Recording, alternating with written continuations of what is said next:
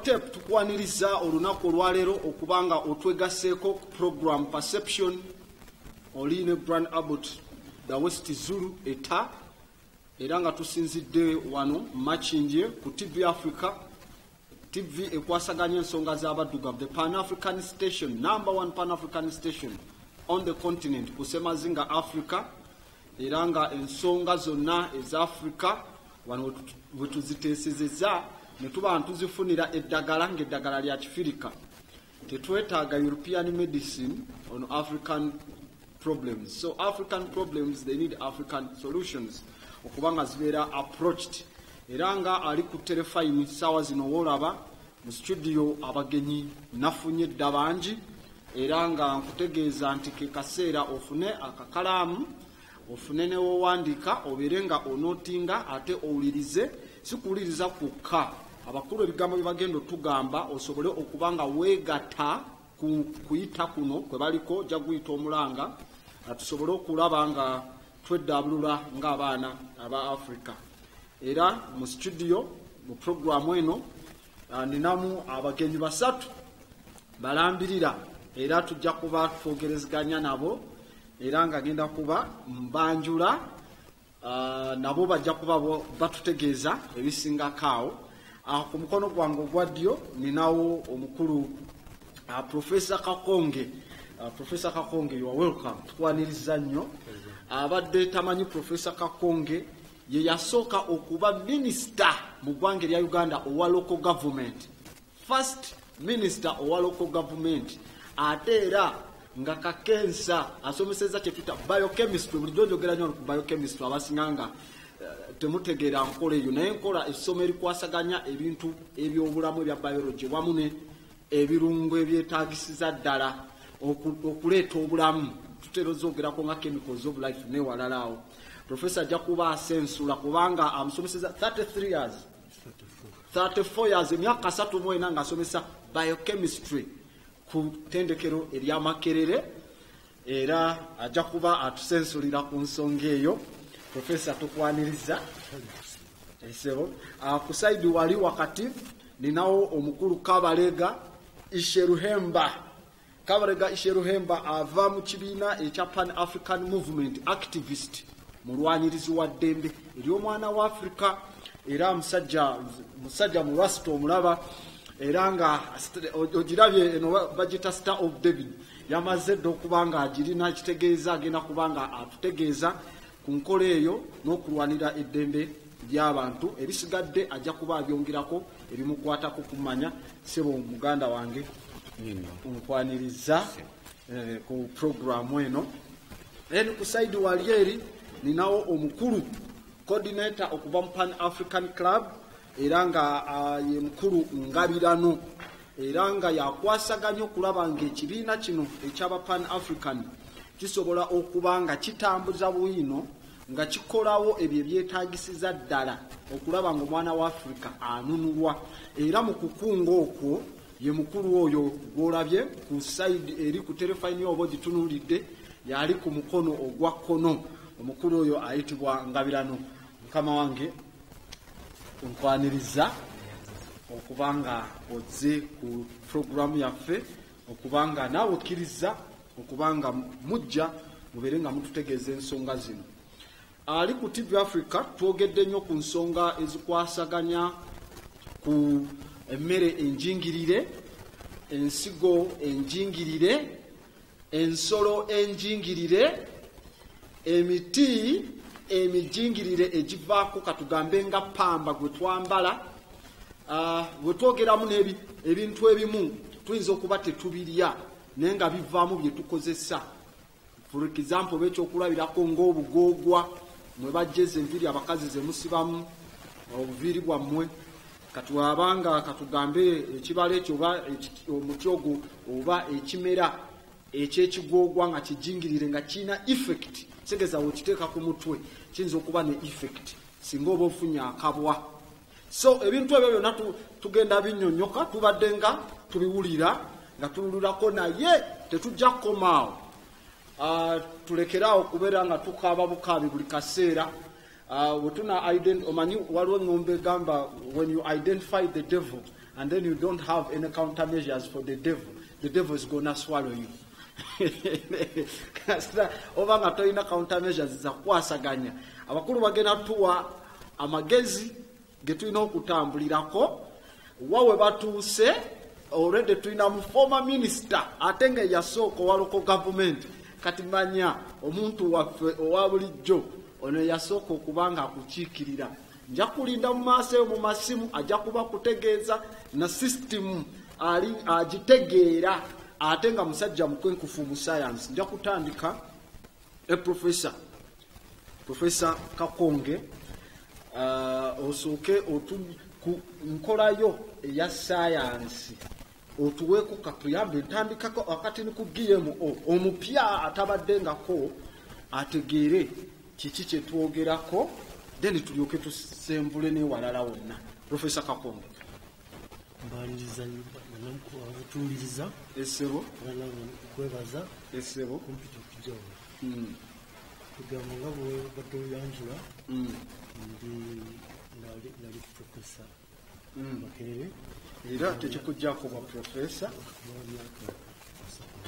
myaka 3 naye ate ebirala nasomera Bungereza emyaka 8 kugamba kati nafuna degree University of St Andrews in Scotland. St Andrews, Scotland. Nafuna degree endala specialized in biochemistry. Kakensa mu biochemistry. Yes. University of Sheffield. Nafuna PhD yange okunoonyereza naki University of Newcastle upon Tyne. Newcastle. Graduate University mu Bungereza. Doctorate yo gye wagifunira. Okay. Kakati ekizibu kye tulina mu Africa kye tulina nsomesebwa okwongera abaana n'ababulijjo bayige okwerowoleza. Yes. Ekyo kintu kikulu nnyo. Bayige okwerowoleza baleme kumala gakkiriza buli muntu kyagamba kubanga abantu abasinga balina kitwandiisa opinion balina entitled to their own opinion. Everyone is but not to the right opinion. Yes. Most of the time. Naye abasinga buuliza bulungi omuntu ng'akuwa opinion ye agenda okwesanga nga kyagirowoozezaako nga eri shalo limpi yesaba ate nolowooza nebyateekamu si bibi amala gakwata kintu takimanyira kukitegera bulungi nakyogera kakati ekizibu ekijja nga bwomubuuza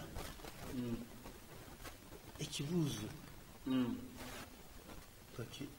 kwegamba ekibuuzo ekiri simple olaba tayinza kuddamu bulungi tasobola kubanga ekintu ekyo yakijja awantu nakiteeka mutwe gwe natandika okiteesa nga takitegedde kyavaawa bakizimba batya kino kirowoozo kuba ebirowoozo ebisinga byava walala abantu kati ate owninga naye nga tebategedde wabyatandikira era ekyo kyekizibu ekireme nnyo kituzagula kubanga abaana ba Uganda tulina okubasomesa bayige okwerowoleza. We have to teach them to think for themselves. Yes. Olowooza professor tekiinaamu obuzibu kubanga bwe tutunula mabegako abo tulina ebbaluwa gye twalaba eya King Leopold gye bawa abamisioni okusomesa abafirika bagamba teach them how to read but not to reason. Kati ng'amasomero ge tubalirako ennyo okusoma wano gali ku musingi gw'abamissionary mbeere n'abeetya tugyewo sisitimu y'ekimmissionary ekiriwo abamissionary nabo bantu ate ogenda okusanga abaana ba Uganda abamu nga bagezi nnyo okusinga abamissionary. Kituufu ekyo kirinaako wadde okwemulugunya. N'olwekyo ekikulu ennyo nze kinandyakadde tuzimbe ebirowoozo byaffe ebiri mu Luzungu kigandise indigenous byaffe ebyekinansi tube ne school of thought nga indigenous kubanga naddala olwo mu Buganda abaana batandika okuyiga myaka 2-3 nga bakava mu bika naye mwalina culture ey'okuyigiriza abaana abo engeri gye beeyisaamu mu kika bwe bakyadde ne mu ssomero tugamba ekikulu nnyo omwana n'ayiga ng'akyali muto n'ayiga n'amanya okweyisa mu bantu abakulu n'abato n'emitwalo gye yandibadde somongera social behavior kind of social behavior ng'olina kyebandiise local values kubanga okuva edda naddala mu Buganda abantu omuntu ng'alina obulamu twamusangamu ekitiibwa nnyo ekitiibwa ng'omuntu n'ebintu ebigenze ekitiibwa ekyokubiri abazungu bangi tetubategeera kubanga bagenda ne baleeta ebintu tebakubuuza kino oba okimanyi kino kirabyebalowooza nti be bamanyi ne batandika okuyigiriza ebintu ebitoyiza kuzimba kubanga baagala kyetwandiisa indoctrination okuteekamu enjiri yaabwe eyaabwe gye bakuprogramming nga tebaagala oyige okulowooza n'okuwakanya ebintu ebisomi bye bakodde bo balowooza abamu balowooza nti alina amagezi kakati bajja nakyo ekikole nga ye bwayagala so si gwe oyinza okuba nga olina n'amagezi agasinga ate ekyomukisa obubi bangi abakulembeze bamawanga tebagezaako nnyo okulaba nti abantu abali indigenous baleeta ebirowoozo abantu ab'ekinansi okuleeta ebirowoozo ebizimba kubanga lino eggwanga lyaffe tewali muzungu ajayinza okujjawo nakuzimba eggwanga bagenda balekamu obuntu bwebanayitamu okutabulatabula naye singa tuyiga n'okuddaladala kuyigiriza abaana abato okuva wansi ng'ozimba abaana abo olowooza ebirowoozo ekitegeeza eri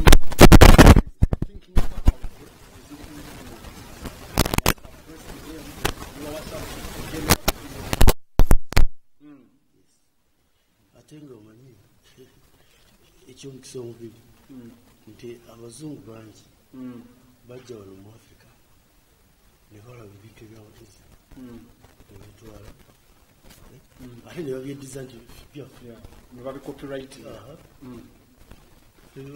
si bubbi kakati nga wano mu Buganda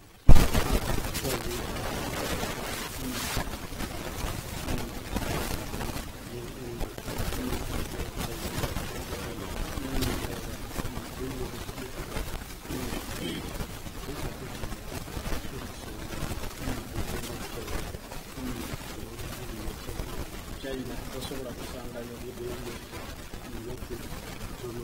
ate ebyo byandibadde ekisinga era ne gavumenti singa olina gavumenti erina abakulembeze abagezi ekyo bandibadde kikwatisa mumaani abantu kulaba nti abantu beekolera ebintu ebyabwe amagezi gaffe netubeera nga tuga exploitinga byetugakozeseza ne bibeera birabikako ate nga birabika mu ggwanga lya Uganda so sigamba nti buli kintu kuba dini nebitwagala etuyamba tulina so nga twalina amakolero agafa gekinansi engeri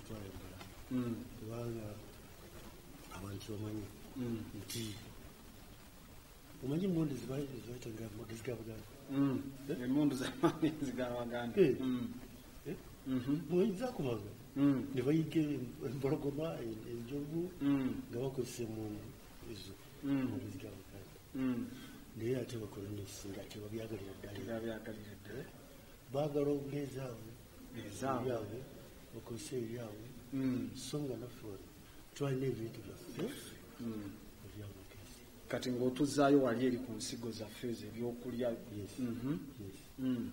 kwegamba n'ebyokulya ate ennima eyaliwo walimanga omusiri n'olekawo ebintu ebyensigo n'oterekera sizoni eddako kaakati ebyo bano abazungu tebabyagala baagala ogule ebisigo olime ebintu byabwe naye nga bw'oba oyagala kubyongezaayo olina okgenda waabwe fakitore zaabwe bakuwa ensigo ekyono kyabubbi kyabubbi kitya kubanga omuntu omukoledde ekyokulya naye tomulekedde ku nsigo kubanga bagaana ekintu ekikola ensigo tebakyagalamu tebagala kikola nsigo kuba baba babikyusiza ensigo eri webagikwata bagimanipuletinga kaakati ne bakufuula dependent ku bo kaakati omuntu naava eri naaba nga wesimba kuwe akuwa emmere akuwa ensigo enguudo amalwaliro n'eddagala naye nga naffe twalina ebintu ebyo ebyaffe byennyini kubanga omanyi obulwadde bwe bayita smallpox mu Africa about more than 200 years ago 200 years ago baali babikozesa ng'oli alwadde kawumpuli bwawona ne bamujjako omusaayi ne bagiteeka mu bantu abalala nga kawumpuli takyamukwata balina medicine yes janjaba smallpox kawumpuli oyo balina gono naddala okumuziiza they had vaccination mechanism ekyomukisa mubi nga tewali gavumenti eziiza okuyamba okubanga balina eddagala eryo nerisigalawo kakati waliwo omusajja muyimbi gwe bayitanga Kalimu yali asomesa ebyeddagala mukeeraawo mwaka kinga okuwa myaka nsanvu alesebentis bangi kagamba mini bwe yajja abamu ne badduka nga batuufu abalala ne bafuula nti ebyange byonna babigize nga ate nga bebabyokyanga balyadde abamini batukoze naye ekikulu nti mu Africa mwali kuva dda mwalimu ebirowoozo bingi ebizimba nebizimba ebyalo by'abantu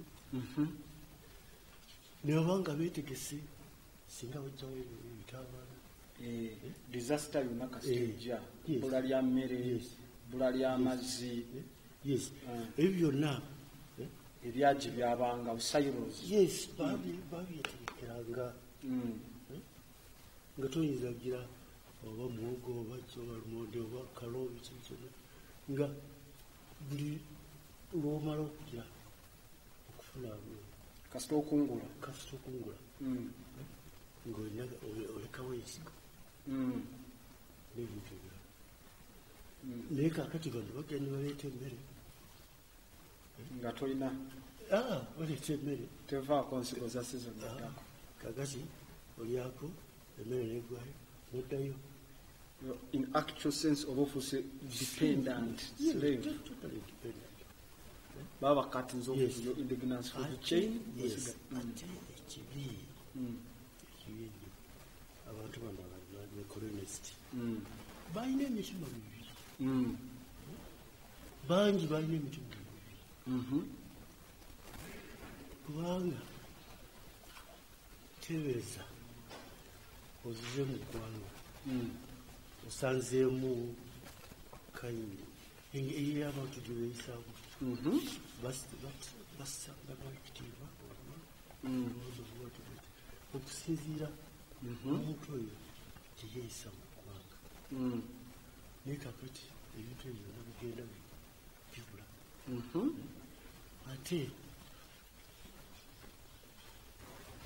omanyi nedda twalina ssente, naye kakati abagwira baagenda ne bayitamu omutima okwagala ssente okusinga ekintu kyonna ekirala. Profesa ng'osimbyeko awo akati badde njagala ŋŋendeko ewa mukulu Ngabirano okuva ku Pan African Club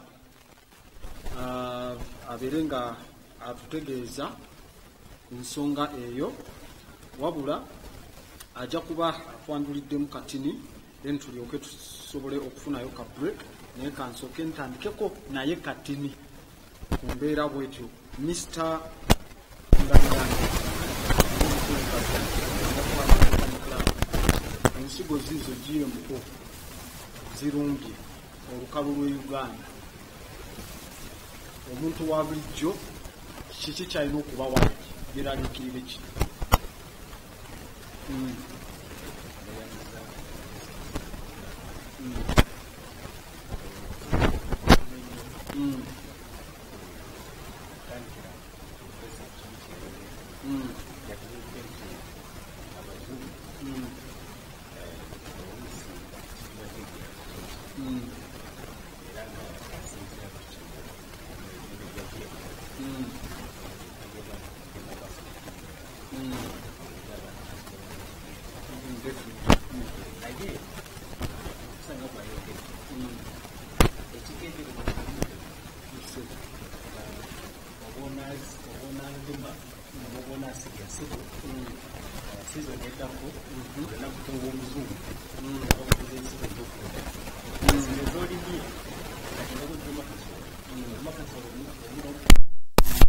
Endala notereka kulima season endako. Kakati okunoonyereza kwonna n'ekibayita logic na research ekolebwa eraga nti ekigendererwa wano kyakuddamu kutufuga kumpi butereevu. Ekigendererwa ky'ensigo kyakuddamu kutufuga butereevu, kubanga kati oli obwaba nga akufugira ku lubuto ekyo kyekintu ekitalinda. Bw'olaba nga tolina nsigo zakuddamu okusiga nga tolina mmere oli alina kugikuba. Ekisooka ajja kutuuka ekiseera nga ateekawo price emiwendo gyayagala asobola ogirinyisa. Yes, kubanga tolina alternative endala. Kubanga ekirala ajja kuba nga ayongera okutunyonyola lwaki tetwenkanya nabyo. Mbadde njagala osooka okwatirawo essira ali ku program eya Perception oli ne Zulu n'abagenyi baffe omuli omukulu Professor Kakonge Kakensa Biochemistry, era nga yasooka okuba Minister wa Local Government wano mu Uganda, mulwanyirizi wa ddembe, ewamu n'omukulu Ngabirano era nga coordinator mu kwasaganya wa nsonga ku Pan African Club. Tugenda kukomawo tovaako katufune this break. We shall be back. Wherever you go, teach the world.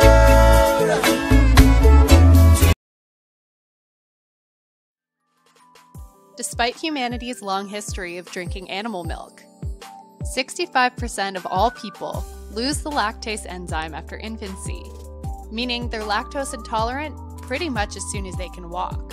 And humans are the only species that drink another species' milk, which begs the question, should we really be drinking it? Lactose intolerance occurs when a person can't digest the sugar that is naturally found in milk and other dairy products. If you can't produce the enzyme lactase, dairy cannot be properly broken down.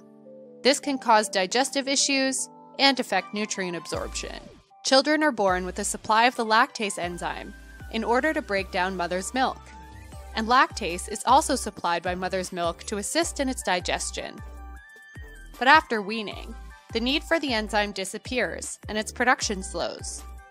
70% of African Americans, 95% of Asian Americans, 53% of Mexican Americans, 74% of Native Americans, and 15% of Caucasians are lactose intolerant. The nutrients found in animal milk are less bioavailable to us than in plant sources, so there really is no need to consume dairy. Leafy greens such as kale, collards, and broccoli have high amounts of calcium that are more readily absorbed by the body. Beans and tofu are also rich calcium sources. Many plant milks are also rich in calcium.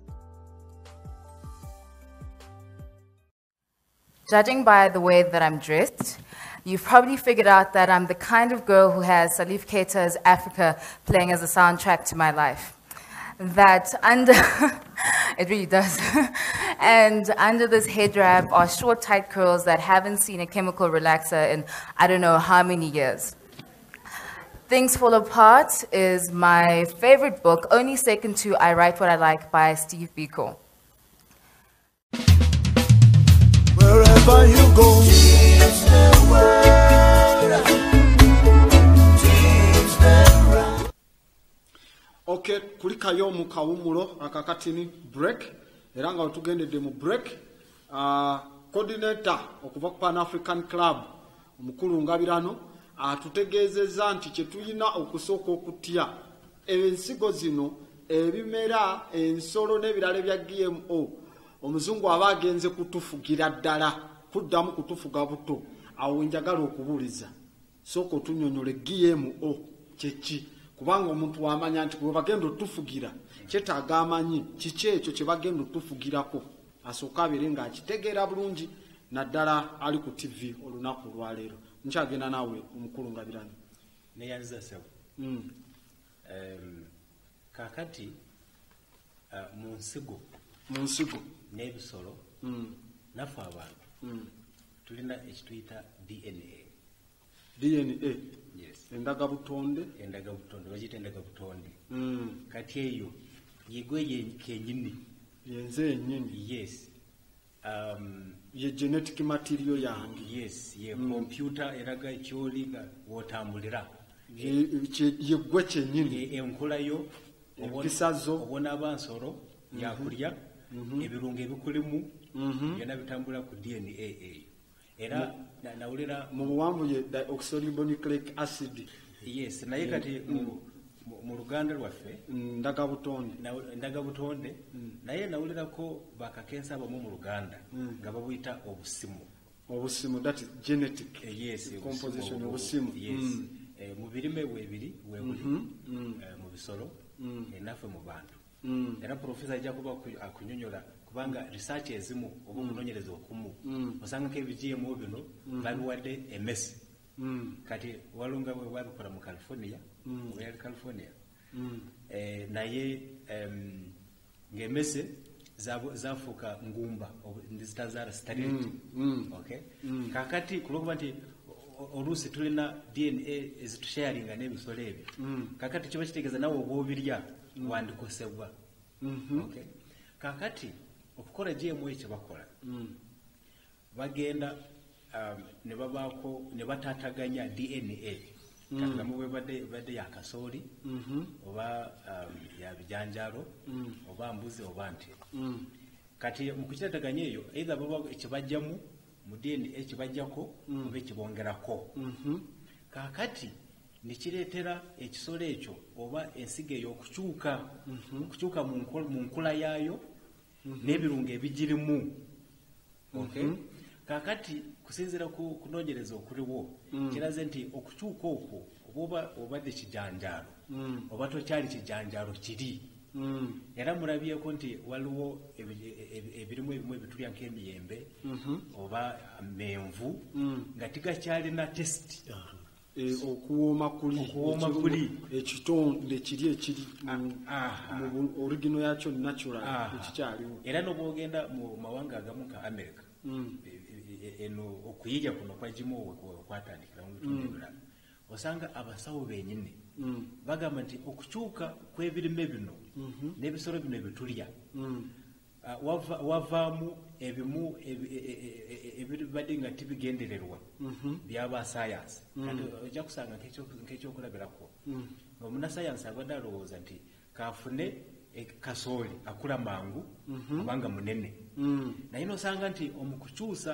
kasooli kuva mu kasooli kiyali waliwo ekirala ekiyingiddemu kati ekikosa obulamu bw'omuntu abiridde nga takyali maize plant nga fuse maize organism era ngafuse namulabe oyamulya era mulabye nti ebiseera bino waliwo endwadde nyingi zitaliwo nakookolo waliwo obulwadde bayita allergy simanyi mu Luganda buyita batya kumpi buli muntu wesisinkana alina allergy ekyo wakirya kimusitaza nekikyankalanya naye ebintu bino tebyaliwo kakati obulamu obwo ekibuli buva mu byolya so kati wano bategeezako okulaga nti GMO crops ebirime n'ebisolo yenkola eba ekyusiza ebirime bino kuva mu byebibadde mu butonde bwabyo ne babiteeka mu butondo mu mbeera endala oluusi ku lw'okwagala kukola sente oluusi n'omululu gw'ensi eyo kubanga abantu abo bagadde nnyo okukola sente naye ne batalaba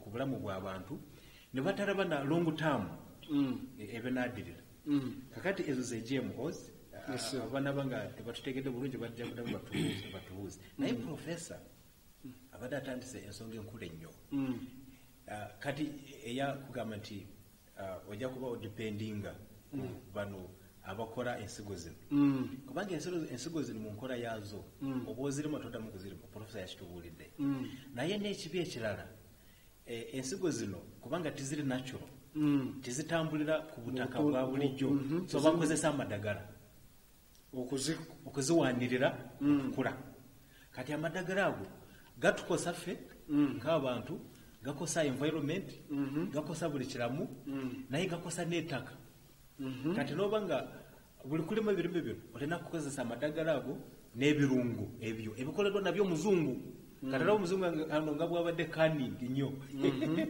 akufunyemu kugamba ensigo gwezizo zigenda kufa kubanga kati wonaba nga okozesa ebirime bino ojja kuba tokyaddamu kukozesa ebirime byaffe bayita organic ebya bulijjo kati n'okukozesa eby'omuzungu olina kubigula kuye buli season naye n'okubikozesa olina kuddamu omuguleko amadagala n'ebirungo ebayita fertilizers kakati nga buli kintu kyonna ogenda wa muzungu kakati kano kabonero kakulu nnyo kubanga omanyi obwo batufuga luli yebayita colonialism batufuga munange nga bakozesa bibiina kubanga waliwo ekibiina wano kibayitanga Imperial British East African Company Ibeco kyekyali kiri directly kyolaba wano naye nga government zeeri ez'abangereza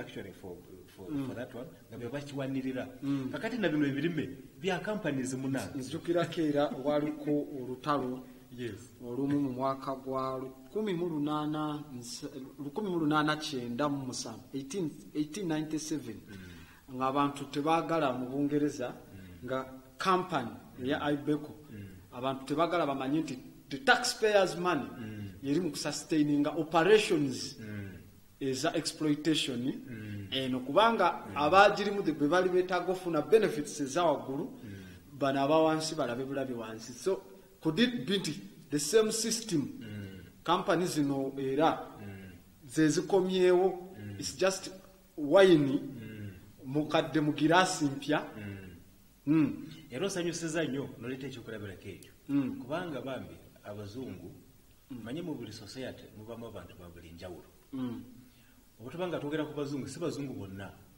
mulimu abazungu abagaliza buli muntu kati olaba nti abazungu mu Bungereza bali balwanyisa efugabbi eyokozesa yo Imperial British East African Company okozesa bubi sente z'omusolo w'Omungereza naye nga banyiivu kubanga akabonda akatono ak'abazungu yes nga ne bwe baba wano byonna ng'eri bigenda kugagawaza abantu abatono n'olwekyo awo nsanyusiza nnyo kubanga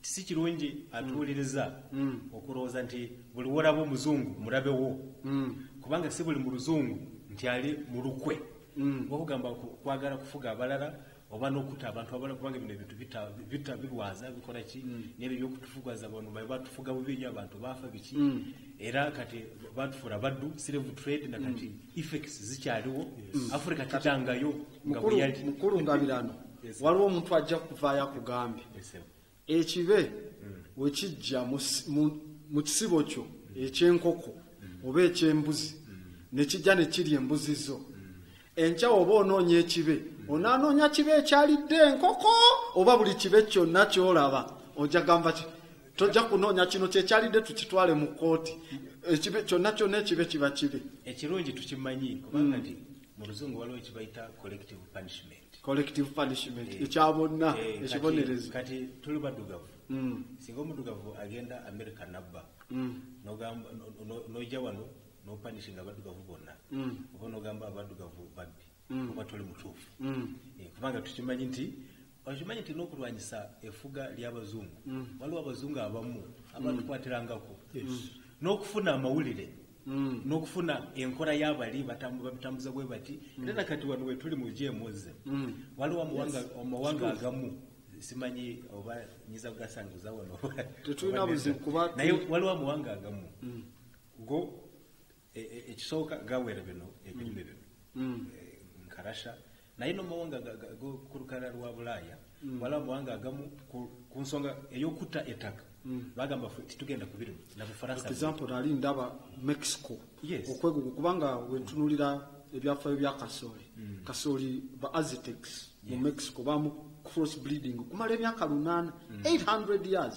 okumuleeta mu format erimu so baali bo abaliyo nga ba indigenous people aba civilization za Aztec ne Inca nga bagamba temujja kujja ekintu kye twatuusa ku level eno just company okuva wano mu America ziki altering zikikyuse zitujjeko right yakyo kituufu omukulu kyoyogerako kubanga era tulaba abantu nga Julian Assange bavangayo okulwanirira ensonga zino nenze ndeseemu omuntu oli ategeere nti si bonna kubanga era waliwo n'abazungu abalala abali very ignorant about this professor jakuba tujulira waliwo omukulu omuzungu gwe nali naye mu mawanga gaabwe ne mugamba nva mu Uganda nangamba nangamba tajulirangako nenga ngamba yasoma geography kati nengamba how ignorant omuntu atamanyi na equator weight atamanyi na nenga ina globe munsi ne atlas so bubondo bulinga bobadde otugamba obweyagaliza bwe tujja okuyita ba globalists era butono bwa companies multinational companies n'abantu abamu abosanga bekwese mu governments zebweru nakinaki naye ekikulu kiri nti governments ezimu ziwanirira obubondo obwo okutwala mu maaso enkola eno ey'okunafuya abantu abalala mu nsi kati bo basigale nga bamaanyi naye nga si bannansi bonna mu nsi naye waliwo ekintu ekirala kiri important nnyo kyoleese profesa ajja kuba nga atunyonyolako ekisingako oyogedde bino ebya cross breeding nakinaki eno GMO yanjawulo nnyo kibayita hybrid crop grafting okugatta omuyembe ekika kino oteekako ekika kino ekirala naye nga byonna bisigala bisigala biri natural kubanga tekyokola ojja kulaba nti mu muyembe gw'ekika kino ekirungi ekigulimu ekitali mu guno kankijjemu ng'okozesa science okiteeke mu guno kiringa kugamba eno ente ezaala ennume kati kanjigire neeno zinzigiremu ennume ki ennungi ekyo tikirina buzibu si kugamba nti ente eno kati kaŋŋende mu njovu nziggyemu DNA ŋŋende ne mu mbalaasi nziteeke mu nte ekyo nakyo kiyinza kufaanagana kino naye nga bwe twanyonyodde obaba nga bagala kukola ku kasooli bagenda ku kasooli yennyini ne bakyusa endaga butonde ya kasooli kati kasooli nebe takyali kasooli nebaddewo nefuka kasooli endala tali eyo kasooli ye GMO okay enefuka kasooli endala eyo GMO era yerina obulabe okay tweyanziza mukulu Ngabirano ngenda wa mukulu Kabaleega era ku nsonga ya GMO nzikiriza mu wensoma Kebra Nagasita kitabo kya mu abarasta bulungi nnyo mu ebintu byonna binosigala mu natural state era mukiriza nti teriri kintu kirina kukyusibwa kizimbibwe mu mbeera gye kitaatondebwamu kati nga gwe omulwanyirizi w'eddembe nga activist ku nsonga eya GMO Pan African Club ng'olina omukulu oli coordinator paati yo gy'osambyewo nga gweriwa nga sinagenda ku paati yange yensambi nina bwe njagala okukyusaamu oba okwongeramu Ngabira nakugambye nti abakabbulu oba abazungu baagala kukomawo okutufuga buto wabula si kyekyokka ekyo omuzungu teyajja wano okutufuga omuzungu ekyamuleeta wano ttaka lyaffe kutwala kati ayagala tujjawo tumalirawo ddala tuveewo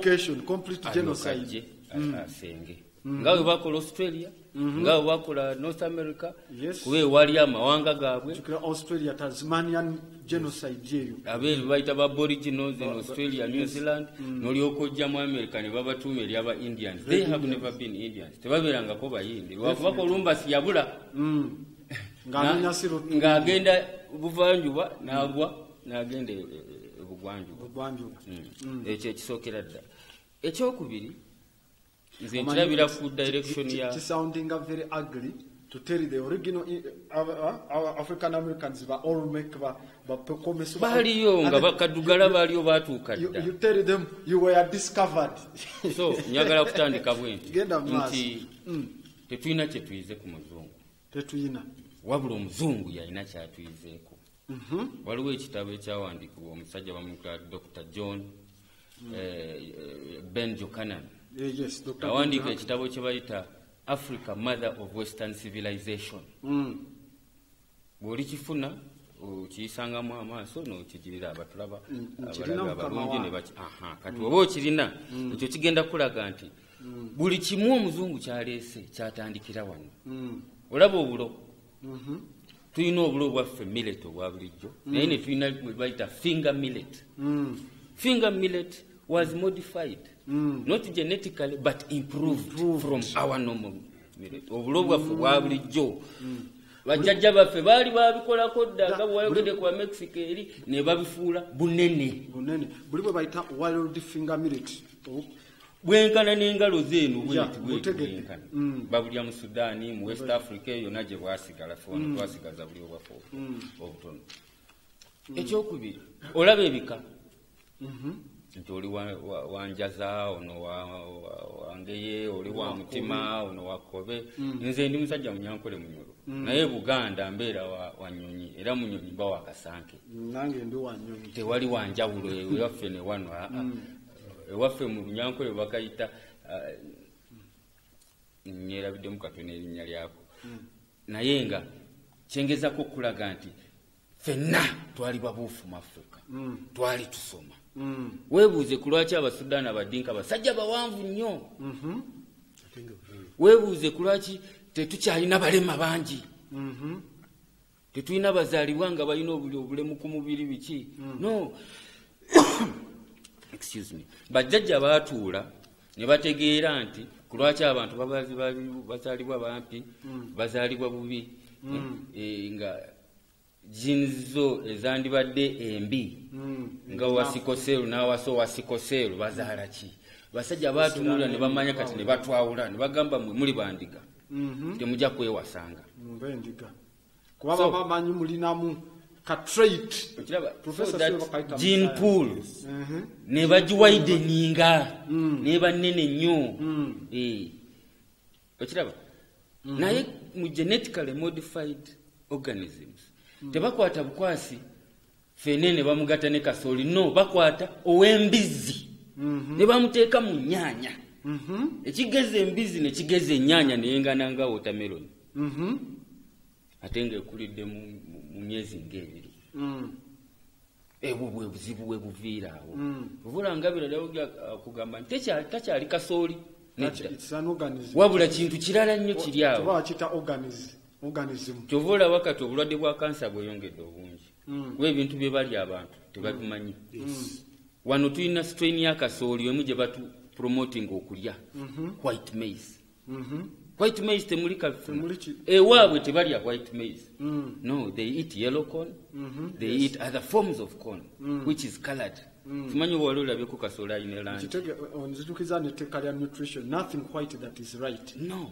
the darker the better the bitter the better yeah omanyi mu Luganda ekigambo balanced diet tukibala bwe tuti nti olina okulya emmere ekaayirira olina okulya ebaalaala olina okulya ekambagga olina okulya ewoomerera nobanga olozezzaako ebirungo ebyo that is how you bwotyo bw'ofuna balanced diet ng'olulimi lwo lukoze tests ez'enjawulo okitegeera kuba enkaawa y'omucungwa si yenkaawa y'ekigagi si ye kaamulali ekimu kibaalaala ekimu kikaayirira ekirala kambagga ebirala bitungununa kitungununa omucungwa gutungununa omuyembe omuto ebyo byonna ne babitujjako kati nojja n'okiteeka ne Leopardian mandate ebbaluwa Leopold yawawandiikira n'abagamba mubayigiriza okusoma n'okuwandiika naye temubayigiriza kulowooza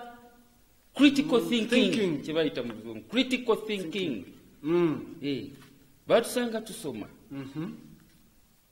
is what they call epistemology the study of knowledge yes and axiology the study of values twalina engeri gye tukwatamu emiwendo gyaffe ekintu ne tukiwa omuwendo ne tukiwa ekitiibwa ne kyeyongera mu maaso nga bwe kyali ffe twasooka ebyagi mu nsi that is the concept of banking okitegeera nti bw'olya tomalaawo wabula tereka oterekere n'ekya ate otereke ne byonnazaayo okulima tubadde twakabisomawo mu kitabo kya General History of Africa UNESCO volume 2 twekenneenya seed banks vira ddala mu El Madina engeri gye twali tukola ebintu byaffe disease management in Africa si eyabali abazungu gye batuleetera ffe waffe tewalwalanga kuba bakugemanga okulwala ng'olya ku kigaji omusujja tegulina nakusanga naye omuzungu ye yavumulanga ffe tetwavumulanga ffe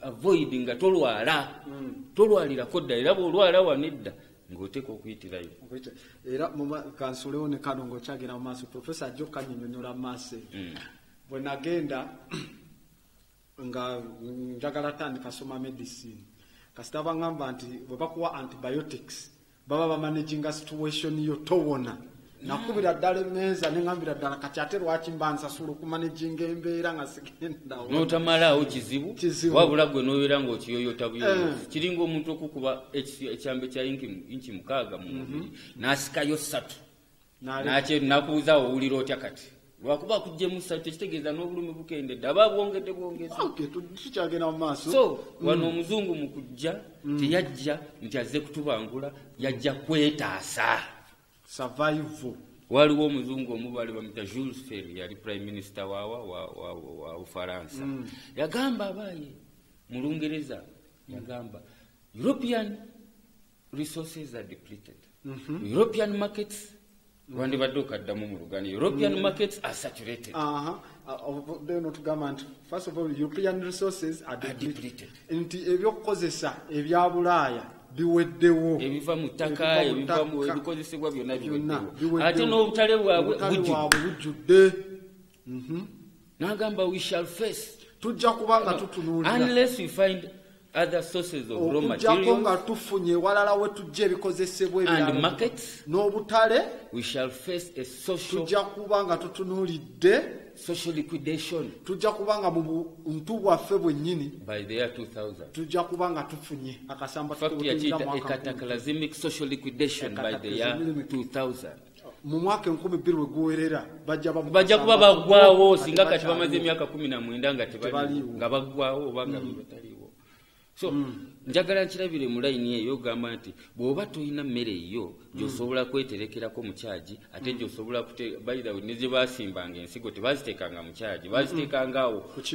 ku kibanyi oba mu lubalaza ebweru waggulu mu busubi awo nga bibajjemu ebirungi ennyo ng'osobola n'okugabirako ku mutalo ne munaakuwaako nawe yabazizza ebirungi kanange muwe mutambuze sizoni eddako mu mwenna mubaze ekyo ekyavuddemu ekirungi naye wano omuzungu agezezaako okutumalawo nga bakaddugala n'alimwa jukira katonda yakola kala nnya yakola yero nakola red nakola black ne white gye bayita white naye nga sibeeru nabo bali pink ndowooza naye aba red babamalawo eri mu America aba yero abo buje bali naye babalina mbalaba akyabalimye okulya okumalawo ye muduga n'omuzanyo gwa pool kwe bagukolera obula empira giri mu pool not snooker snooker bana bagitaka namba eno ya kala mulimu omuddugavu mulimu omweru red or yellow you deal with the other colors and deal with the black color lastly kiraba ate bw'ogwayo eri tovaayo wabula akapiira akeeru bwe kagwayo ko kazuukira kavaayo bwe basindika Livingstone n'alimwa nga basindika Mungo Park wagaana nga Beka n'abalala nga bajja it is a coordinated unit kaakati ky'oba osanga nti ne basalamu kati batuleete batuyitire mu mmere okwagala okuyingirira the original unit that makes up the African race which is the African family. Nazi kuno balugera nti agava mukulya edda wano mu Africa we bakuwanga message ove wano gitwale ejjinja tebagiwandiikanga kuba bw'owandiika ekintu oli kusangwa kuteekako kirala no bakuwanga message example ne bakuwa it was locked up in rhyme and symbolic imagery bateekamu ebintu mwe babisibira nti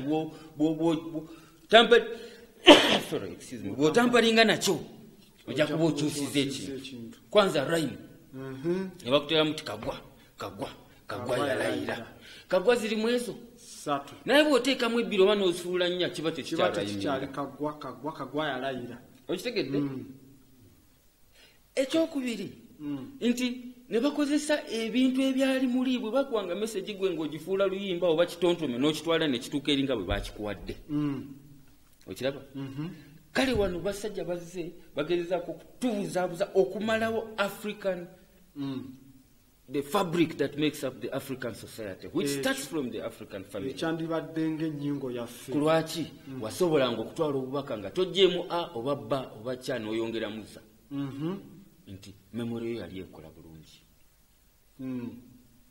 memore y'okukola obulungi kiva ku kulya mmere ki gy'olya kati emmere gye tulya tekyalimu biriisa bisobola kukola okutegeerako ne memore yo n'amagezi g'okubeera amalungi ennyo ate nga tukimanyiwa tobola abasajja emisiri baazimba ebintu ebyo eby'amaanyi ne bazimba piramidi ez'amaanyi oba bakulaga nti mu misiri bagenda abangereza n'abazungu bakukyali mu Caucasian mountains Misiri pyramid of Cheops which is the largest yali ku kalina 40 leero paka leero mu Uganda temuli kizimbe kya kalina 40 wandya n'amagezi matono agavudde ku byokulya ebikyamu bye tulya okitegeera kyembuuza gwe mu wiiki emu oba mu mwezi ekigajo okiryako mirundi emeka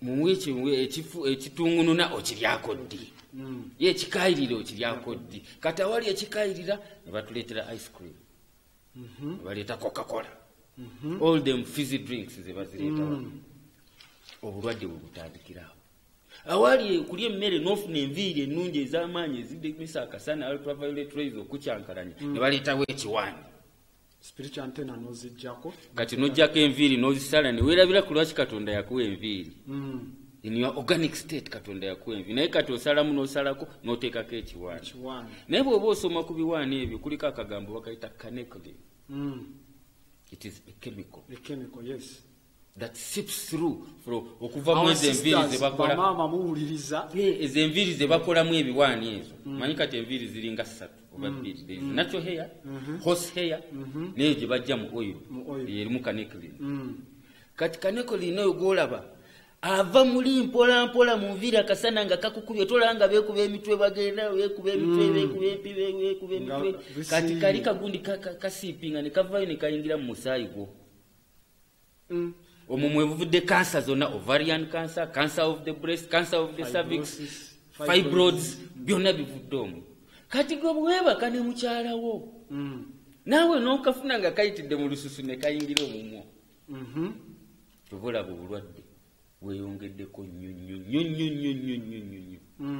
prostate cancer mu basajja teyalingawo wano mu Africa tetwakirabangako naku zino tuwulira abaana bafe infection naye emmere gye tulya kati bwe tumalaawo ne tukireeta ku security we are still trying to look tugezaako okutunuulira Omu-Africa kuba kati kyatuuse ku level omuzeeyi Museveni yagambye now it is a national security mudakiika 2 mu kitundu nyonyola ku kya security n'ebyokulya yes anti oli yakugambye ngabirano nti ezo ze bayita GMO ezo ensigo ezotazaayo kulima byakol terminator seeds awo aba akufudde kataleke nti tojja kuddamu kulima ate sigamba nti bw'oba olina ezizo etteeka ligamba nti tokkirizibwa kulima nsigo gy'otaguze muki mu dduuka kuba yeba ennamu gye babala kati naawe alina obugwo ku bbali bajja kuba tebakukyakukkiriza kukola buli mmere gye tugenda okukola wano egenda kubanga evaawa food security. And once it becomes a food security, then it becomes a national security issue. It is a threat now. Olina okujjukira nti emmere it can be used as a weapon. Olutalo lwa Vietnam n'Abamerika nga terutandika twalina ebintu bisatu. We had what they call food cups or rice cups, rice bowls and rice basket. Twalinawe ekikapu netubeerawo n'ekibbo netubeerawo n'akakopo. Olidde naye olutalo olwagendera okuggwa 74 nga ate USA ye yafuuka rice basket they were a rice cup ne bafuukirawo ate ne bafuuka ekibbo ekinene obekutiya nga be batwala emmere e Vietnam kubatunza who had the rice basket nga be baleetanga eno omuceere ekirabo wetugenderaawo sigamba nti Vietnam teyalina emmere yaliyo mu nnimiro naye nga bamayiningayo land mine nyingi tezisobola kuva mu nnimiro ne bagireetawa bagikotogera so mu kuintroducinga GMOs wano mu Uganda baba batukotogedde tujja kwesanga bwe tuzimira tujja kuba tumiza eddobo nga bw'ayagala batutisa enjala tatuguza atuteekako sanction kolaki olowooza ebisiyaga birimu emmere gye tulya it impacts on your intellect nosanga nga what they call intellectual curiosity yo eryawo teweerowooleza critical thinking your intellectual curiosity is all dealt with bagiyingiramu ne bagitaataaganya ne bakucorruptinga actually GMOs corruption it is not just modification but it is corruption for the wrong reasons. You can modify anything but you don't corrupt it. You can modify anything but you don't corrupt it. No. Professor Kakonge, from there njagala okitwaliraawo wonna woyagala okwatirako wenjagala otandikire. I'm not going to decide wabula wowulira oyagala okitandikirako wenjagala okitandikireko awo tetwerabira tujja nagendako eyo mu maaso tulabe ku mateeka ago naye njagala tutandikiraawo wonna wekibakidde kakati omwami ono alabika ebintu abitegeera bulungi twikale eziri mu bazungu obukodyo obwo bulimu obujweteko ate babukozesa nnyo kudde buli ggwanga ajja wano ayagala atulowooleze agenda eri ayagala abalowooleze naye nga agenda ali ku agenda ki si kuzimba si kuzimba or destroying destroying n'okufuula dependent ate ekirala ne gavumenti zaffe nazo oluusi olaba nti they are part of that corrupt system yongera ku ddoboozi kubanga kakati nga bwomanyi waliwo kampuni nyingi zikola emmotoka mu America mu Australia kampuni zikola emmotoka ne Bungereza nyingi zaagwa ate abakulembeze baffe baagala naffe tulikize emmotoka zaffe nenga kampuni ziri zaagwa njukira awo kampuni ya Ford ng'eri ndaba abakola zino piki enene aba Harley Davidson nga nabo bakuba omulange mabega kaawo naye ekikulu ennyo kyagambye abazungu batono nnyo abatwagaliza ebirungi batono nnyo kuba waliwo conference gyenagenda mu 1987 Bulaayi ekyo omusajja omujama n'agambira tatya tufuuse otusedde eddoboozi omusajja n'atugamba nti Afrika gitujja okudda ng'ebyaffe wano bino byononese ng'ebyabazungu byononese wali mu conference eyo 1987 openly mu Bulaayi eyo actually it was in Germany mu Germany openly ngali openly 1987 Yes. ebyaffe nga byononese wano tudda mu Africa n'agamba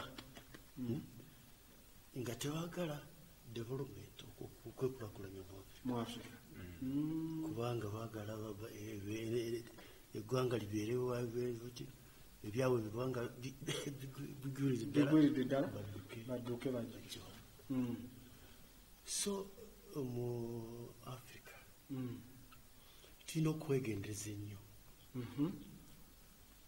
mikwano gyaffe mu Bulaaya bebaani our friends in Europe yes genuine friends bebaani kubanga abazungu bangi bagenda ebifuula mikwano gyaffe naye nga waliwo kyonoonya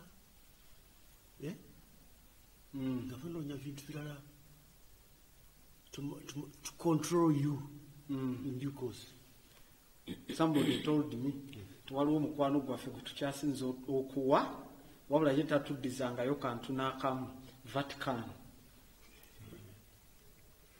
has taken a lot that he has not brought anything. Ati ebyo kwegamba abamu actually abamu originally so obadde okyatugamba tugenda mu maaso so tulina okwekenenyeza who are our genuine friends. yes ani kuba genuine friend akwagaliza ebirungi naye ono ayagala okuexploitinga takwagaliza birungi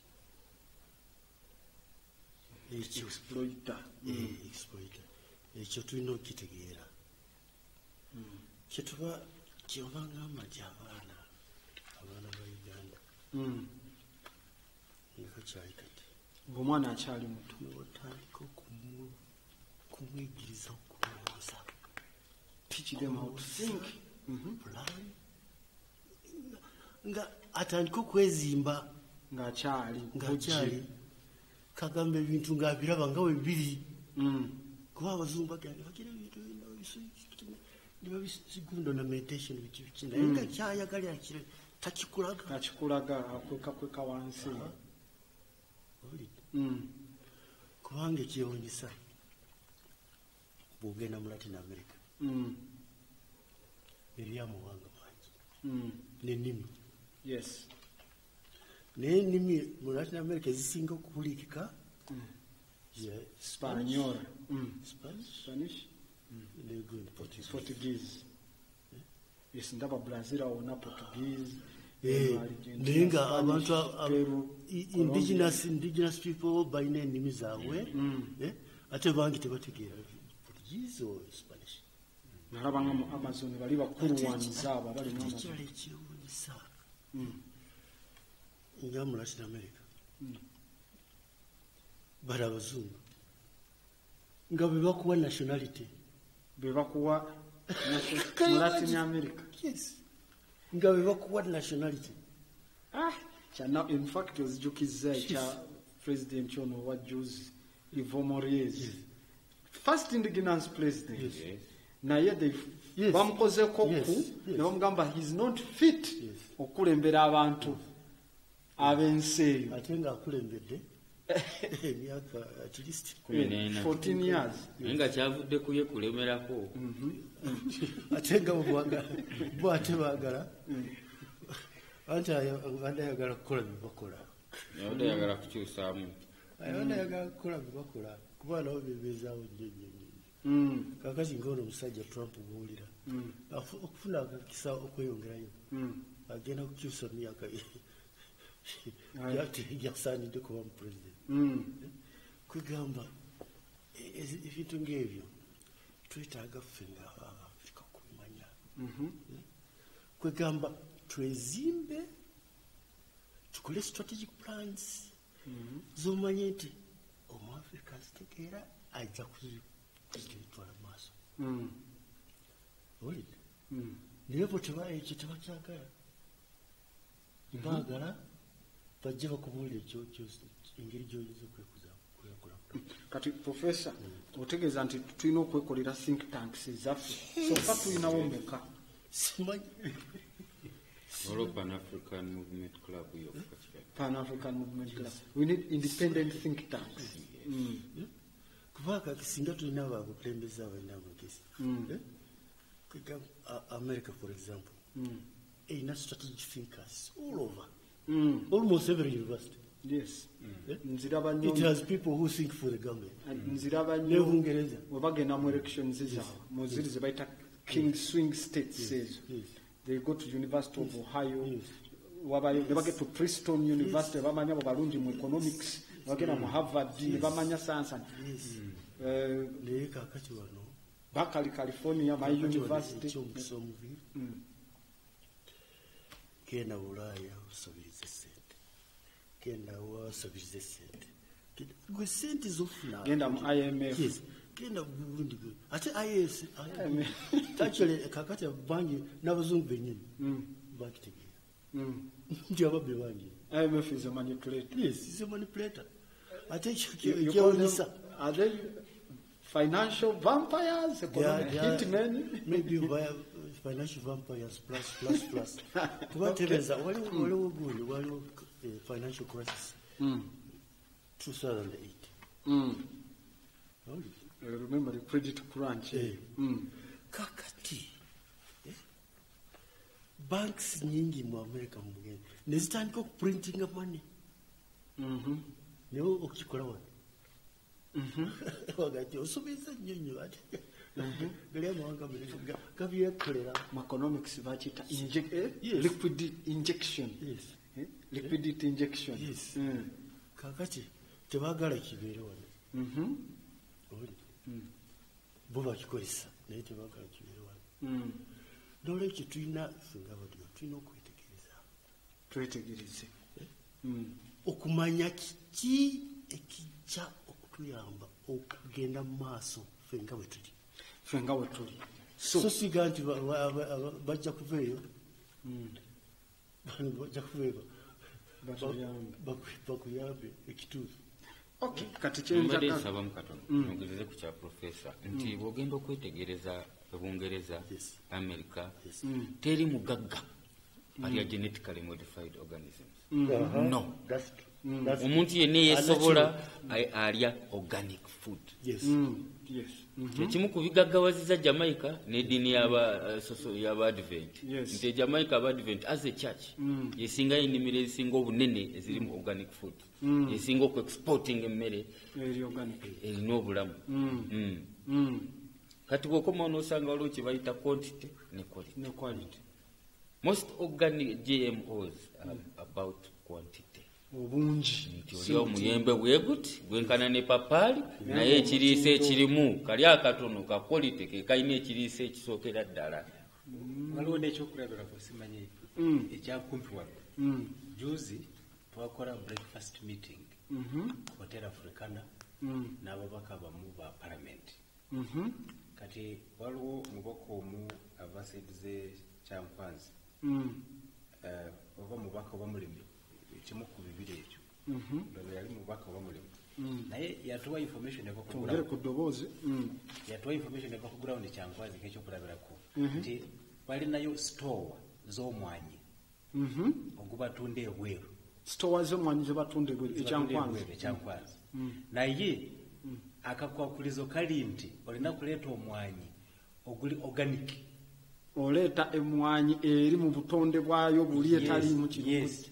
Kubanga guno omwanyi ogulimu ebigyemu n'ebirala eri wabweru tegulina katale waliwo n'ekyokulabirako ekirala ekyamangu eggwanga lya Burkina Faso lyerisingayo wano okulima pamba cotton wano mu Africa naye bagenda ne bakola ensobi ne baleeta bya GMOs mu pamba yaabwe kati GMOs Sankara bazisuddewo nezitataganya omutindo ogwa pamba yaabwe negwa katale mu katale k'ensi yonna kati bali awo bakaabo n'ebyokulabirako ebirala bingi nnyo waliwo mpozi n'ekirala kitonotono twali n'omubaka mu meeting eyo ava Kisoro municipality yatugamba balina constituency 3 ekisoro era nga bwe bamanyi be bakyasinza okutuguza obumondi Irish wano mu Kampala kakati constituency zonna zirimu obumondi naye waliwo constituency emu iyo yatandika kukozesa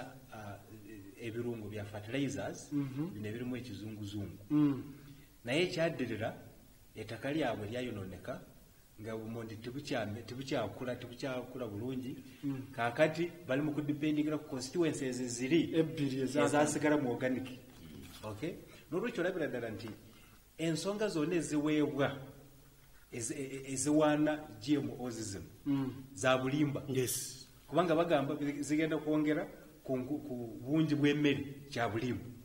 Mu kiwandiiko ky'omukulembeze avayo n'abuuza n'agamba mutugambye ensigo zino ziri drought resistant lwaki ate muzisimba mu bifo ewali amazzi kembubuku irrigation scheme lwaki timuzitwala ng'ekaramojja otomanyi nti omusana ekyeya kitera kuba ekizibu n'ebirala nga sinagenda mu masimu tulina obudde butini njagala ffenna wamu nga bwe muli mu studio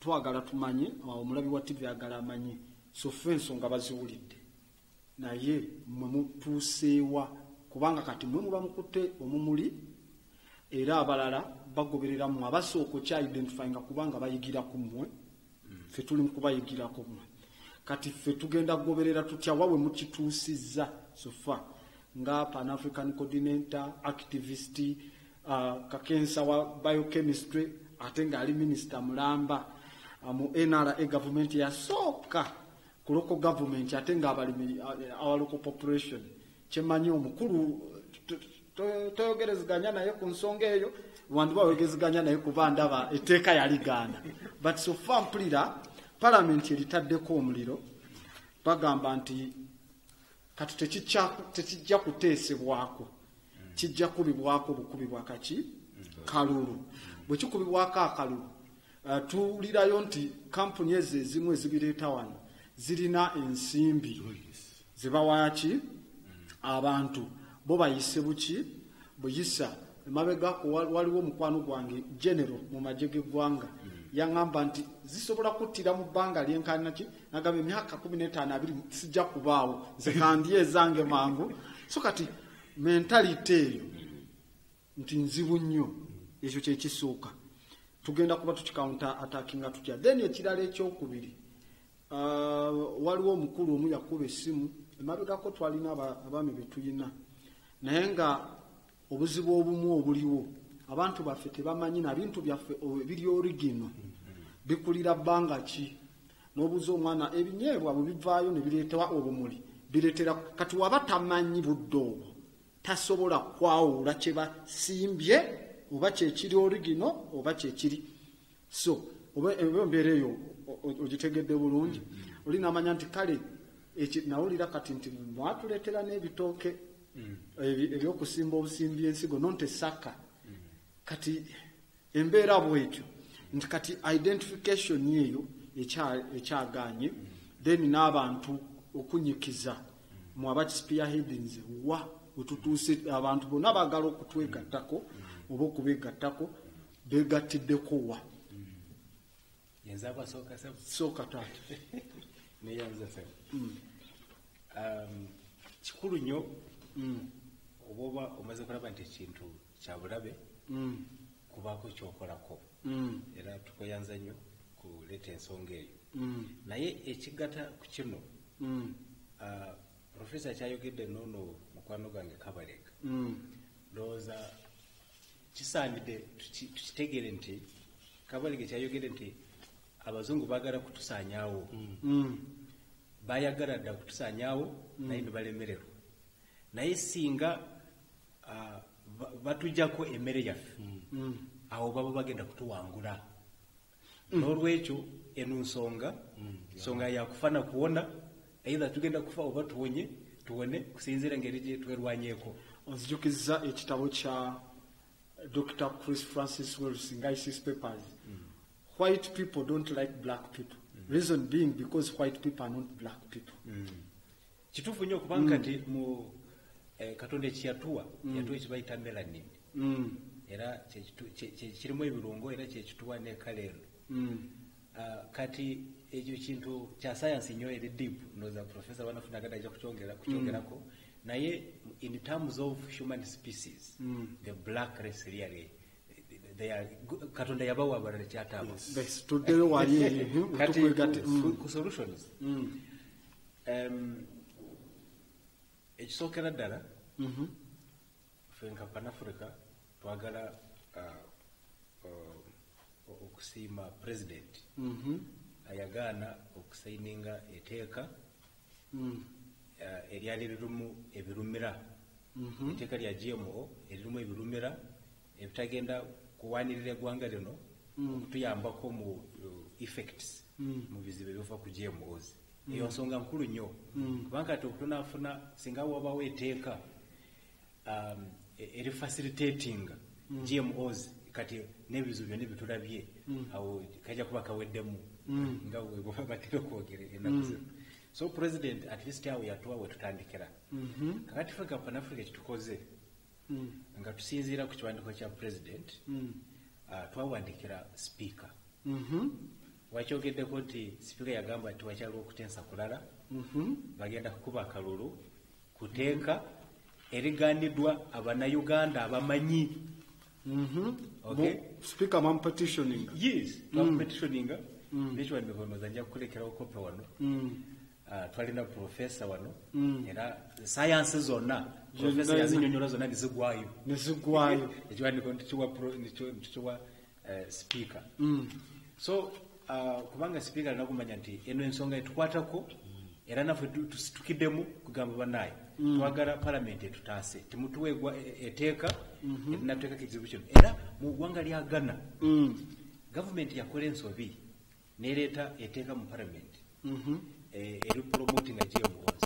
Abantu bayerwanako ne bagenda mu kooti negamba tituyinza kukkiriza gavumenti okuleeta wano ebirime bigenda kuta abanansi n'okubamalawo obwetwaze independence ebibadde boogera n'ebirala byonna era kooti yasalawo nti GMOs mu Ghana bazigobe. So ekyo kyetukozeeko sofa kati ekirala ekiri important nnyo kyekyakusomesa okusomesa. Yes era okusomesa kuno tikusomesa abantu ba bulijjo bokka naye n'abakulembeze they are as ignorant ng'abasigadde. Of course nga automatically levels of information tiyenkana kubanga ebiseera ebisinga GMO zino ndooza ziri too scientific ate ababaka abasinga abasayansi batini ekyogamba nti kiri ziri scientific ekyo kyakukanga kyakutiisatiisa kubanga tukinyonyodde ekintu kyangu nnyo ekyagamba nti bakyusiza kasooli ngeri gye badde bagikyusiza nefuuka kirala nereta obulwadde kati bwetaka ligenda kufa ku lwebindagala bakoze si kintu kya sayansi enzibu ennyo naye bali bakikozesa kwagala gogamba please bino tojja kubitegeera ababaka ne bakivaako ekyo kyakutiisa butiisa si kituufu sayansi twamugaana wayi katusayininge busayininzi ono si sayansi omuzibu ennyo ono sayansi mwangu era n'omuntu wabulijjo agitegedde tebagenda kukyusa kasooli we afuuke ekirala amulwaze nti bakutte embizi lwakuba ezaala nnyo n'akamyu baggyeemu gundi yaako jini ensigo bazikwako cell invasion ne bagikaka mweri ne bati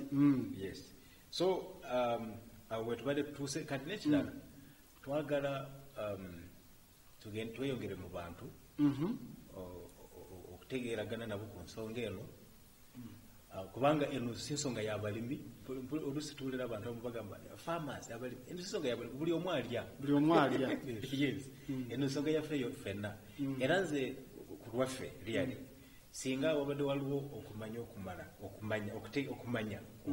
ku nsonga eno teri muntu yandibadde nga yeebaka teri muntu yandibadde nga agenda ku mulimu gwonna kubanga wano tuli ku bulamu bwaffe kubanga balolaba obululu 2021 PC all those are short term obani anafuka president obani anafuka minister netulina okulya ebyo bintu bitono nnyo naye wano eggwanga ligenda n'abantu tugenda eno nsonga teri nsonga semasonga yenkaneno esigeze no yaggwanga mujje saagala agalamire era nsonga lwaki ffe tulowooza nti ekizibu kiri nti waliwo okutegeezebwa okumala tuwa studio line awo producer jabo tuwa studio line abantu basobole okwogerako n'abagenyi baffe mu maaso awo studio line tugenda mu maaso n'olwekyo ekyokusomesa abantu n'abakulembeze nga mwebali era nga twagala kwegayirira abakulembeze bino ebintu tebyetaaga mu kilasi ekintu obona nga tokimanyiiko kkiriza akimanyiiko akuwa information kubanga ebizibu tufuna oluusi abakulembeze abamu bali too busy bayita mu meeting tebajje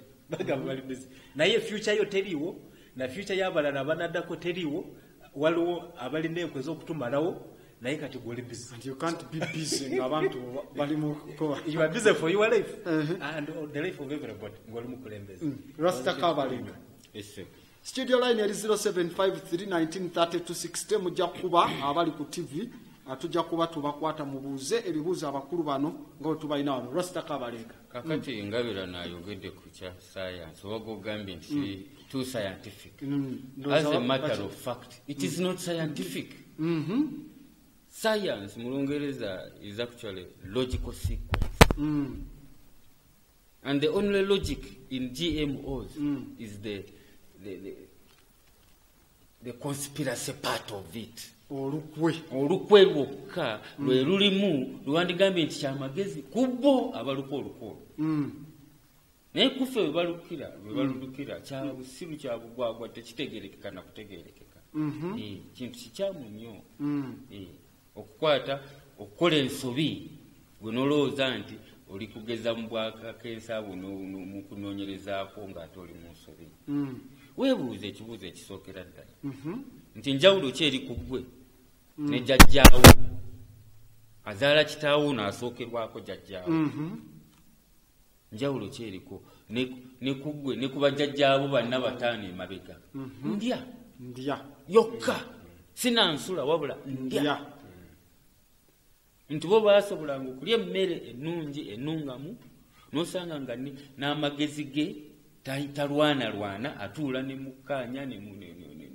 muteesa ekintu ne mukikola ki naye kati dakiika emu bbiri waya yakutuse dda muno wamukubyedde eccupa muno wamukubyedde ekikonde ndya ye yawudde abedda n'abaleero endya yabaleeteranga okuwangaala kyekituleetera okuggwawo leero mangu nosanga olwadde ekirwadde ekitaaliwo bajjajjawo bameka ab'emabega abaafa kookolo ye leero bameka abaana abavubuka abato abalina kookola abafa twafirwa wano omukwasi wa ggolo yaffe eddayira ku ttiimu y'eggwanga omwana omuto nti olubuto alwadde kookolo ngali innocent si yabireeta yabireeta ngali innocent naye Mbabazi yali akuba omupiira n'alwala omutima lwandya. Olina looza nti alya bulungi bakuba ali ekikoko kino ekikulira mu ebirimu n'ekitundu. Kubukoko bwaffe obwawaka wano kaba tekanaleeta nabyoya by'emabega naye mu nzungu ng'olya. Olya madagala. So twejjukanye. Walina Abaisirairi. 0753193260 studio line eri awo ku TV ojja kuba oyogereko ne Professor Kakonge ne Rasta Kabalega ewamu ne omukulu Ngabirano obeeko ebibuuzo by'obuuza n'okwegatta ku kisinde kino mu maaso awo kuba essimu yo tujja batukwata eno tukyagenda mu maaso. Professor obadde okyakutegeeza. Waliwo Abaisirairi bakola enkoko. Abaisirairi bakola enkoko. Nga tekuli byoya.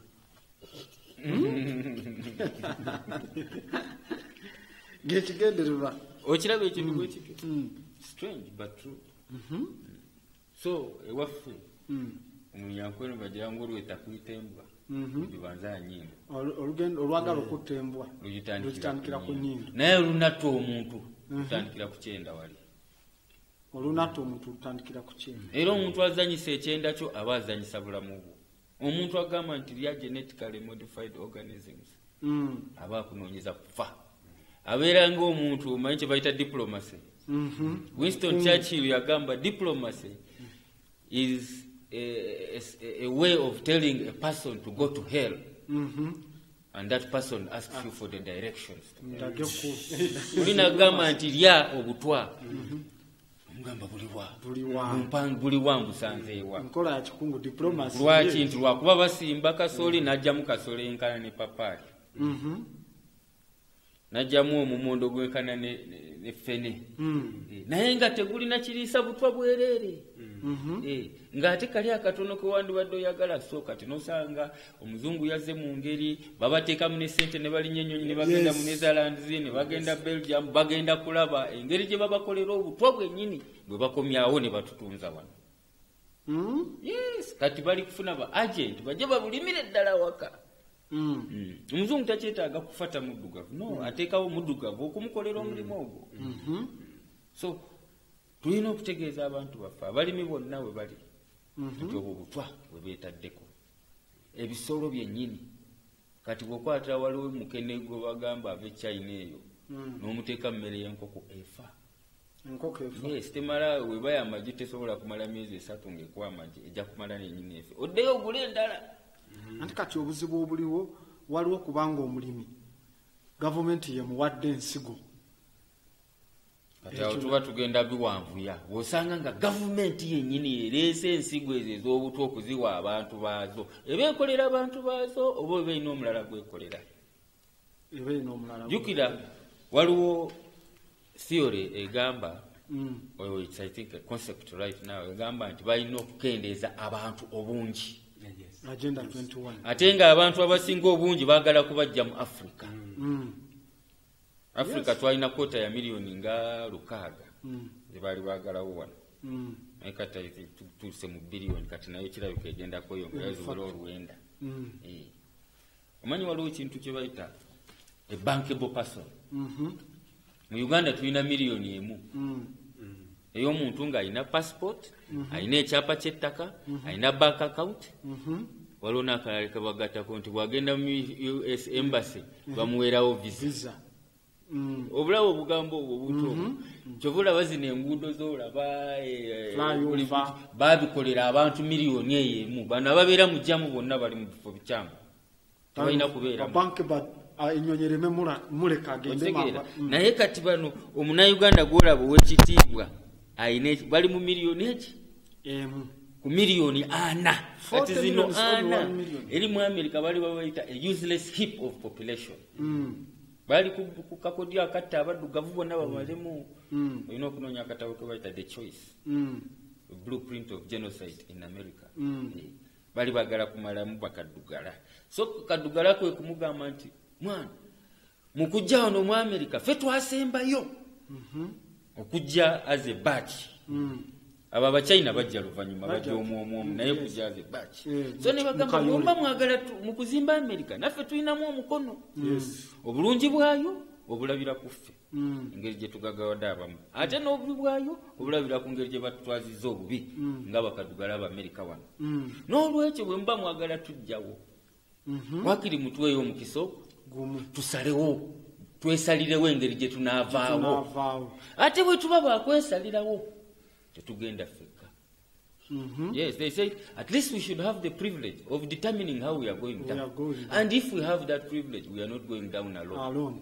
So njagala omuntu Omuafrika wali yenna amanyi nti luno olutalo lwakufa nakuwona lwa nsonga ki nti lukwata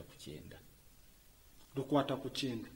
So okusomesa kyekisinga obukulu ennyo baguka amaaso beetegereze mufo ky'okulaba obulabi. Ewaffe mu Lunyankole bagamba al'okuhweza n'okuleeba. Waleeba konka wahweza olabye naye weetegereza. Abantu abasingayo omugamba nti baasoma tebaasoma bali miseducated. Okusoma kulina kuta. Okusoma kukuwa options. Okusoma kukuwa okulaba mu maaso n'emabega ne wooli n'omanya ekigenda mu maaso. Naye okusoma bwekuba tekusobola kulaga nti GMOs butwa then tewasoma. Wadoli professor. Era ekikwewunyisa mukama wange Katonda mukwano gwange. Ekikwewunyisa nnyo.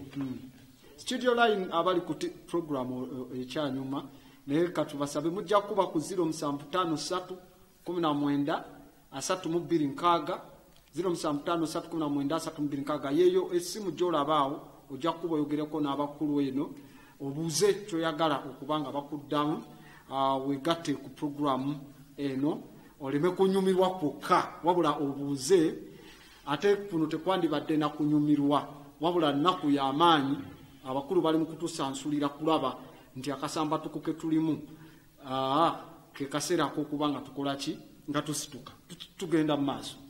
Kakati waliwo practical example kyenjawulo mu Argentina balima nnyo soyabean. Balima nnyo soya naye nga eri genetically modified. Naye soyabean genes baateekamu kakati soyabean afuuka wild. Yafuuka wild.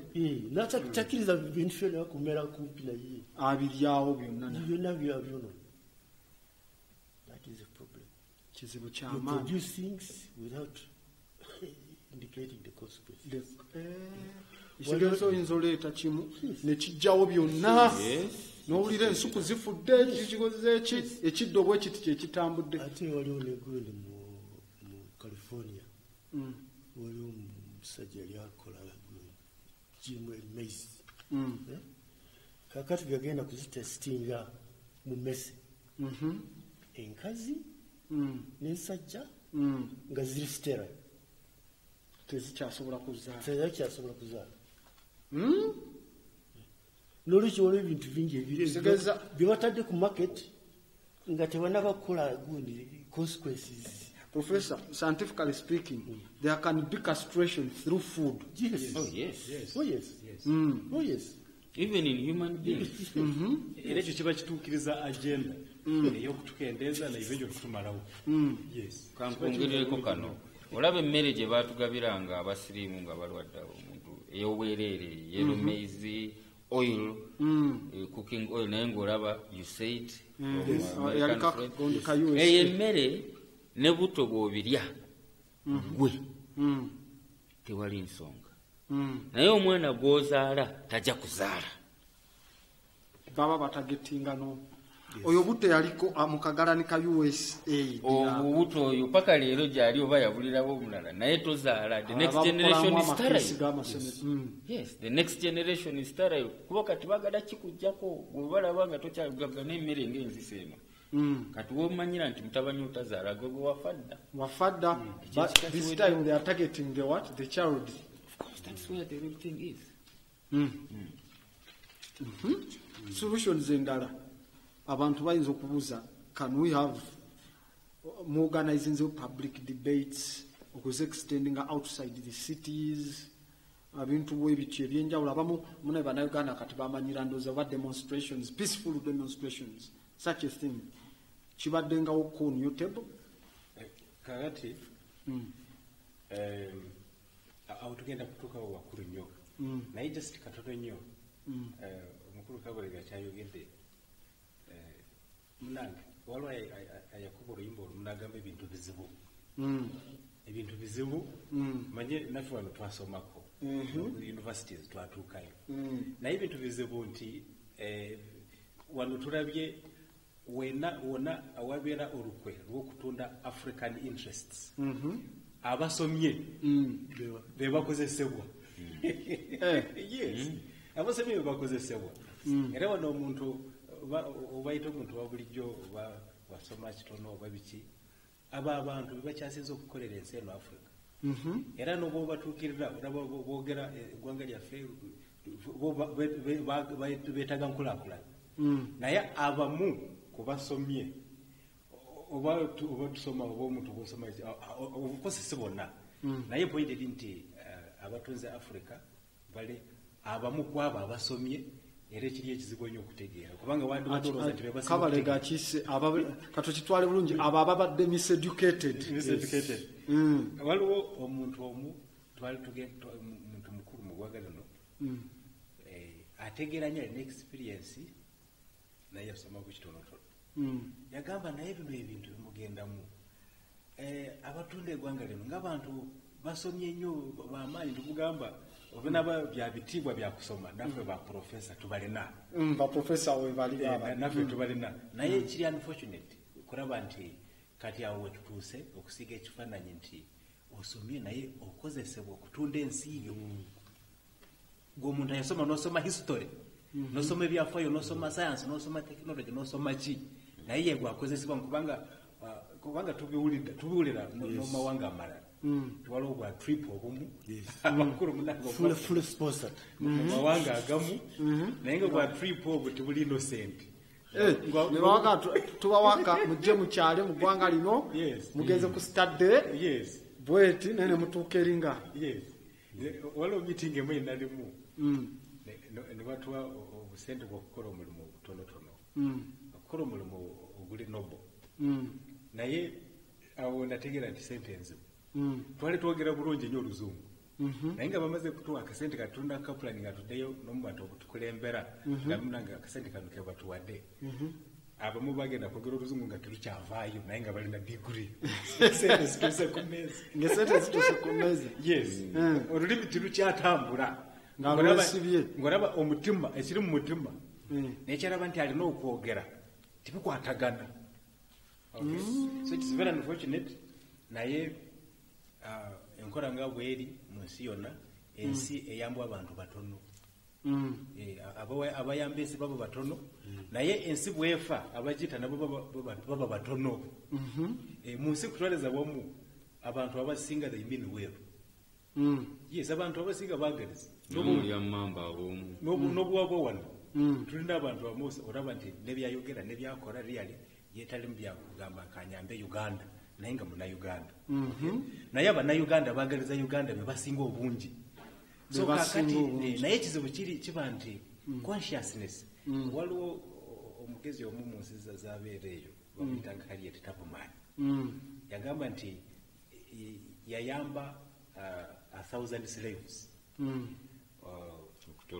okubajja mu slavery abajja mu south n'abatwala mu north underground railway that black woman nagamba nti naye singa baali bakimanyi nti baali slaves yali agenda kuyamba 2,000 n'omusobi naye bambi ng'osanga oluusi omuntu woolwanirira kati yeyeezaayo eri gyogezaako okumujja kumutaasa yes kubanga tetujja kutuuka ku nsonga zino osanga abantu balina endowooza za njawulo naye ekikulu kiri kyakubasomesa kakati solution enzonga nti solution zendala omanyi oba ofuna nka accident barecommendinga first aid akantu akamanga amangu then long term solution enaja nga naye nga omuntu amaze kuba out of danger waliwo ebisookerwako ebirina okukolebwako emangu ennyo kakati ekizibu ekiri mu diiru kati ekyemangu ennyo lirino eteeka abamu mu parliament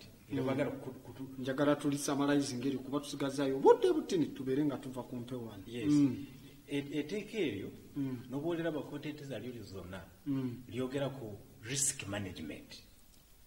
kukwasaganya bugundi obuba buvuddemu ng'obuzibu tugezeeko okubukontrolinga wabula tebutukosa nnyo naye nga weebuli naye ng'olabira ddala practically tekisoboka kubanga ti argument yakola eri nti GMOs tituzitabatabula oba tizimikisinga na bino ebyaffe bya organic ebyaffe bya okay naye kati kyonna akikola otya kubanga waliwo factors like pollination by wind omuyaga n'ebiwuka kivudde mu nnimiro y'oli ewali GM ne kijja kakati omanyi tekiwuka kiyinza kutambula ne kiva mu central ono Buganda ne kigenda mu northern Uganda ekiwuka onateekawo boundaries nti ekiwuka gwe kiwuka gundi olina kutambula distance eno obona bova mu GMOs ng'otambula tekisoboka so kakati n'ebirala kubanga kati waliwo na points zemwe zitwala abakulu bonna ziboogerako naye obutaagala ku creating sentiments kubanga omanya ebyaffe wano byayonooneka oyogera ku point y'omuntu batandika kulaba oyo yandiba awagira gundi kati so ebyo mu specifics katubiveeko naye mu bumpimpi toyinza kugamba agenda kwaniriza musota mu nyumba yange yensulamu erimu n'abaana naye maybe nja kugikumira mu ddiiru obona banga ntudde mu ddiiru ngisindika mu kisenge omusota guli stubborn era guli harmful guli malicious tegenda kukukkiriza we guyingidde kiwedde either ogutta oba nigukuta ogutta obokitta kati really omuntu ng'otegeera toyinza gamba nti GMOs bino ebizibu byonna ebitulabye nitulaba nti okuzitangira okutta ebyaffe tekisoboka bino ebyogamba nti manya tugenda kuteekawo boundaries tibisoboka tibiri practical okay kati nga tumanyi wano mu nsi yonna Uganda yaffe mayi batuyita Pearl of Africa abazungu nga balabye nti teri ggwanga mu nsi gye balabye eryenkana obulungi eriyinza okwebeesawo n'okukulaakulana nga likozesa obutonde nature kilemete yaffe embeera y'obudde ettaka amazzi nakasinkana k'abantu wiiki ejja waliwo abakulu bagenda okuva China bajja wano mu Uganda bagenda kusinkana ekitongole kya Ministry of Agriculture bava China naye kyebaleeta eri China badomesticatinga enkuza ya Nile perch fish Nile perch eyo erimu omuzigo ogwa bbeeyi ennyo kubanga buwonya endwadde nnyingi nnyo kumpi endwadde zonna endwadde nnyingi nnyo naye kati obuzibu bwe bafunye bwe bagenda kutunda omuzigo ogwe ebweru mu mawanga amalala nga bagujja China eri babagamba nti China mwamala kupollutinga amazzi gammwe so ebintu ebimuleeta ebiva mu mazzi biba bifu kakati baagala nti bajje wano mu Uganda kubanga ffe at least tukyali yaddeko mu terms of fresh water kati bagenda kuba bakozesa ekyogamba munange wadde tuli ba China naye bino bivudde Uganda Scramble partition of Africa. Why are we called the Pearl of Africa? Ako abatulaba kyenjagala bategeere. Kulwaki batuyita Pearl? Batuyita Pearl of Africa. Pearl eva mu kisolo kye bayita oyster. Naye nga tonafuna Pearl osooka kutta ki? Oyster. So you are being called a Pearl. Bakutadde mu target. Okufuna Africa yonna osooka kulya. You have to first eat up Uganda. Yes. And to eat Uganda oli abantu. Era no mu GMOs Uganda kusinziira ku bintu ebituwulira eri targeted kuba center of excellence. Mu bintu bino bya GMOs center of excellence nga kyekyokulabirako ekyokuta ebirime ebya Africa. Yes. Era ababaka mu breakfast meeting mubaka omu yatugamba nti waliwo $25 million project era na Uganda eriye mu kutagetera Makerere bagenda kugikola one of the centers of excellence ng'egabana ku centers naye ekyenyamiza omukulu omu government ya launching a project eyo naye the details endala tujja kuwandikira president n'abala tulabe ku nsonga ezo naye point ebadde nti at all costs mu ngeri yonna titwetaaga birime bino wano tetubyetaaga n'olwekyo enteeka erigenda kuleeta ebirime wano nga speaker yagamba kati wakyalo kuteesa kulala president yawaayo okuwabula speaker nagamba nako titugenda kutunulamu fetwagala tuvotinge ndowooza tulina kwekolamu omulimu etteeka lino lisooka kusooka liyimirire tufune etteeka eddungi naye etteeka eddungi ero nga lirina kuba liwera ebirime ebyo ebigenda kutusaanyaawo kati ng'ekyo nga tumaze kufuna etteeka eddungi obanga nalyo nga bwe liri mu process okay kati nga tugenda mu maaso n'okusomesa abantu n'abakulembeze. Profesa, ebigambo bye bisembayo ku nsonga eyo? Nze ebyange bimpi mwebale kumpa akakisa kujja kubuulirako nange era ngoyo wagamba eggwanga lino terijja kutereera nga mwesiga omuntu omu. So musige ensigo kuva ku baana abato. Yes. Bamanye okwekuuma, okusoma, okusaamu abantu ekitiibwa, babeera empisa tetwakuliramu kijja kututwala mu maaso. Kijja tutwala mu maaso. Profesa agambye abaana tubasomese, tubasigemu ensigo ez'empisa zaffe okuva obuto we bali kubanga ojja mu programu olwaleero. Omukulu Kabaleega, an African activist, obadde musufu nnyo era musaale mu programu eno toyanziza. Nja kukomyawo n'abakulu bano olunaku era olulala. Mukulu Ngabirano, obadde musajja musaale nnyo mu programu eno era wembayitanga munange temusuuliriranga mwana wa Africa. Obadde mu program Perception tujja kubanga tukomaawo wabula ne programu endala nyingi zijja era towerabira ti programu eno ebaayo buli kuva ku Monday paka Lwakutaano okuva ssaawa 10 paka ssaawa 12 ashe. Wherever you go, teach the world. Teach them right. World knows your people.